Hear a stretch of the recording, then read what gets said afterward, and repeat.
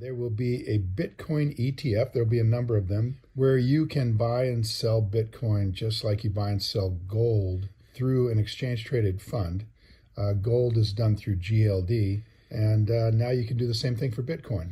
What will happen is the Bitcoin account, they say, will be held similar to a gold trust account where the gold is purchased by the ETF and then placed in gold vaults. The ETF account says that they will hold the ETF at Coinbase. So what Coinbase is doing is they are going to hold the keys to the crypto assets in cold storage. That means an offline location. So probably what would happen from this, my guess is it'll reduce the volatility similar to, let's say, oil, where instead of having to buy a barrel of oil and actually have a place to put it, you can simply buy the oil ETF, or having gold and having to store it in your vault or your safe, you can simply own the gold ETF.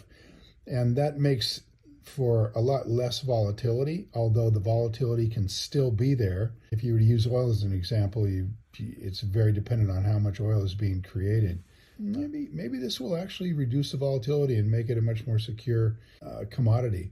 But it really is sort of a commodity. I don't know that you'd be doing anything with it other than just betting on the commodity. So big change for Bitcoin, much more mainstream, and we'll see what happens with it.